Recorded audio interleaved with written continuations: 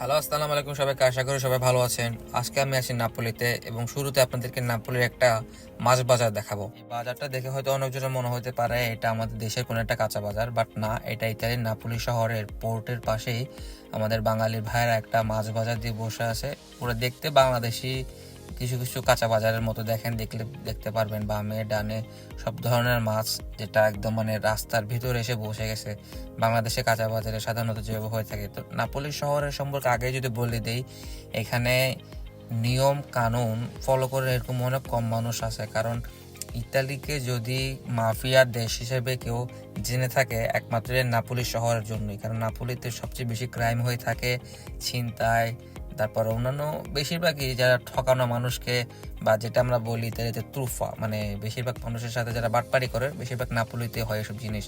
তো এই মাছ বাজারটা সেম কাহিনী, এটার কোনো বৈধতা নাই, তারপর মানুষ অনিয়মভাবে চলতেছে। যাওয়ার পথে আমরা যেখানে গাড়ি কিনতে যাচ্ছিলাম, সেখানে যাওয়ার পথে একটা গাস্ট্রোনমিতে দাঁড়াইছিলাম। তো গাস্ট্রোনমিয়াটা হয় যে সাধারণত একটা রেস্টুরেন্ট। গাস্ট্রোনমিয়াতে আপনারা রেডিমেডও পাবেন এবং আপনাদেরকে বলে ইনস্ট্যান্ট খাবার বানিয়েও দেবে। আমরা এখানে শুধু রুটি খেয়েছিলাম। দেন এখান থেকে যখন আমাদের নাপোলিতে যেয়ে দেখলাম যে সবকিছু ভুয়া, তেমন গাড়ি কিনতে পারি নাই। দেন আমরা চলে গেছি ফিরেন্সের উদ্দেশ্যে। তো ফিরেন্সের উদ্দেশ্যে যাওয়ার জন্য প্লেনে যেতে পারতাম আর ট্রেনে যেতে পারতাম। আমরা ট্রেনটাই বেছে নিছি, কারণ এটা ইতালির নতুন ট্রেন আসে, ফ্রেচিয়া রসা হয়েছে। এখন বর্তমানে অনেক স্পিড একটা ট্রেন ধরা হয় ইতালিতে, যেটা পার ব্যাগে 250 কিলোমিটার/আওয়ার চলে। আমরা দুইটা টিকিট কাটছিলাম 160 টাকা দিয়ে নাপোলি টু ফিরেন্স যাওয়ার জন্য, যেটা আমাদেরকে 3 থেকে 4.5 ঘন্টার মতো লাগছিল। দেন আমরা আমাদের টিকিট দেখিয়ে আমরা আমাদের বগিতে উঠে যাওয়ার পরে বসে গেছিলাম। ট্রেনের ভিতর তেমন ভিডিও করতে পারি না, কারণ খুব মানে টায়ার্ড লাগতেছিল। বাট বাইরে কিছু ভিডিও করছিলাম, কারণ নাপোলি খুব মানে সুন্দর একটা জায়গা পাহাড় বা কৃষিখাতের জন্য। আগেই বলে দেয়, ইতালিতে যদি 60-70%, 100%-এর ভিতরে ভিসা ছেড়ে থাকে, সেটা নাপোলি থেকে ছাড়ে, এবং যতগুলো ভিসা ভুয়া হয় সবগুলো নাপোলি থেকেই হয়। এই দেখেন, মানে ট্রেনের সিস্টেমে যে একটা টিভি ছিল, একটু পরপর দেখা দিয়েছিল কত কিলোমিটার চলতেছে, বা নেক্সট প্লেস কি, বা নেক্সট প্লেসে ভালো ভালো ট্যুরিস্ট প্লেস কি ছিল। দেন বলতে না বলতে আমরা ফিরেন্সে চলে আসছিলাম রাতের বেলা। তা আমাদের আগে থেকে কোনো হোটেল বুকিং ছিল না, যার কারণে এখানে এসে অনেক প্যারা খাইতে হলো হোটেল খুঁজতে। প্রথমে আমরা গেছিলাম এখানে বাঙালি ভাইয়ের একসাথে জড়ো হয়ে থাকে একটা শহরে, সেখানে খোঁজার জন্য যে আশেপাশে কোনো হোটেল পাওয়া যাবে কিনা কমের ভিতরে। ফিরেন্স শহর খুব পরিষ্কার এবং খুবই উন্নত এবং খুবই সুন্দর দেখতে। দিনের বেলা হলে আরো সুন্দর করে দেখাতে পারতাম। ইন দ্য এন্ড আমরা এই রুমটা নিয়েছিলাম 100 ইউরো দিয়ে, যে রুমের ভিতরে এটা একটা ফ্যামিলি সুইট ছিল। ফ্যামিলি সুইট নেওয়ার কারণ এখন টুরিস্ট সময় ছিল, আর মানে কোনো ধরনের আমরা সিঙ্গেল বেড বা ডাবল বেড পাচ্ছিলাম না, যার কারণে আমরা ফ্যামিলি সুইটটাই নিয়েছিলাম। এই রুমের ভিতরে কি কি ছিল দেখেন। একটা ইতালির বেশিরভাগ বিল্ডিং গুলো মানে অনেক মানে অ্যান্টিক টাইপসের হয়, অনেক পুরাতন হয়।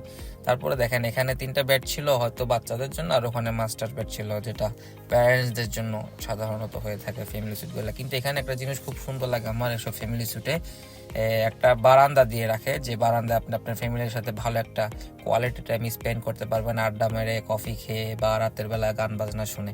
এখানেও সেই জিনিসটা ছিল। এখানে এই জিনিসটা দেখেন, এখানে একটা বারান্দার মতো থাকে। বারান্দাটা যদি আপনি খুলেন, এই দেখেন বারান্দার ভিতরে চেয়ার দেওয়া থাকে। রাতের বেলা যদি ওদেরকে বলেন, ওরা আপনাদেরকে বারবিকিউ করার জন্য একটা মেশিন এনে দিবে। খুব ভালো একটা মানে কোয়ালিটি টাইম আপনি স্পেন্ড করতে পারবেন আপনার ফ্যামিলির সাথে, যদি এরকম কোনো ফ্যামিলি স্যুট নেন। সব সব সব হোটেল থাকে না, কিছু কিছুতে থাকে অবশ্য। দেন ছিল বাথরুম, যেটা আপনাদেরকে না দেখালেও হয়তো। তারপরে কি বলবো, মানে নতুন নতুন ব্লগার একটা ক্যারা থাকে যে সবকিছু ভিডিও করে দেখাবো। আমরা আসলাম এখন বাথরুমে, বাথরুম আনবক্সিং করব। কিছু সাবান ছিল, কিছু হেয়ার কাপ ছিল, কিছু শ্যাম্পুর মতো ছিল, যেগুলো আমি কোনো কিছু ধরিও নাই, কারণ খুব সকালবেলা উঠে তাড়াহুড়ো করে বের হয়ে গেছিলাম, আর এটা সকালের ভিডিও ছিল। আর এখানে 2টা কমোড থাকার একটা রিজন আছে, যারা ইউরোপের সম্বন্ধে কিছু ধারণা আছে ওরা জানবে এখানে 2টা কমোড কেন। দেন আমরা চলে গেলাম ফিরেন্সের প্রাততে, যেখানে আমরা আগেও গাড়ি কিনছিলাম বেচা কেনার জন্য। দেন এবারও গিয়ে আমরা 3-4টা গাড়ি কিনছিলাম। অবশ্যই গাড়ির ভিডিওগুলো এখানে দেই নাই, কারণ যদি দেখতে চান কেউ জানাবেন, অবশ্যই দেখাবো। দেন আমরা গাড়ি কেনার পরে ফিরেন্সে একটা মলে গেছি। ফিরেন্সের মলগুলো খুব বড় বড় হয় আর দেখতেও সুন্দর লাগে। ভিতরের ডেকোরেশন খুব মানে ইন্টেরিয়রগুলো খুব সুন্দর করে করা থাকে ফিরেন্সের। এখানে সব ধরনের ব্র্যান্ড, সব ধরনের খাবারের দোকান, সবকিছু পেয়ে যাবেন এরকম একটা মলের ভিতরে। এখানের উপরের ইন্টেরিয়রটা দেখেন কত সুন্দর করে পেইন্ট করা, পাখি উঠতেছে এরকম করে করা। আমার দেখে খুব ভালো লাগছে জিনিসটা। দেন আমরা বরাবরের মতো এবারও এখানে কি খাবো আমরা খাইছিলাম KFC-তে। আমরা কেএফসি বেশি খাই কারণ এখানে মুসলিমদের জন্য হালাল খাবার অনেক কম পাওয়া যায়, তো কেএফসিতে গেলে একটা জিনিস বোঝা যায় যে শুধু মুরগিটা খাইতেছি, এই জন্য বেশিরভাগ কেএফসি খাই। আজকের ভিডিওটা এতটুকুই, আশা করি পরের ভিডিওতে দেখা হবে। আর রাতের বেলা আমরা সার্দিনিয়ার উদ্দেশ্যে রওনা করছিলাম, যাওয়ার সময় শিপটা ছিল খুব বড়, অবশ্য ওটা নিয়ে ভিডিও করার কিছু নাই কারণ শিপ আপনাদেরকে অলরেডি দেখাইছি। আপনাদের যদি আমার ভিডিওগুলো দেখতে ভালো লাগে অবশ্যই ফলো দিয়ে রাখবেন এবং লাইক দিবেন, কারণ একটু সাপোর্ট করবেন ভাইয়েরা, আমি খুব গরিব মানুষ। অ্যান্ড আশা করি এতদিন সবাই ভালো থাকবেন, সুস্থ থাকবেন। আল্লাহ হাফেজ সবাইকে।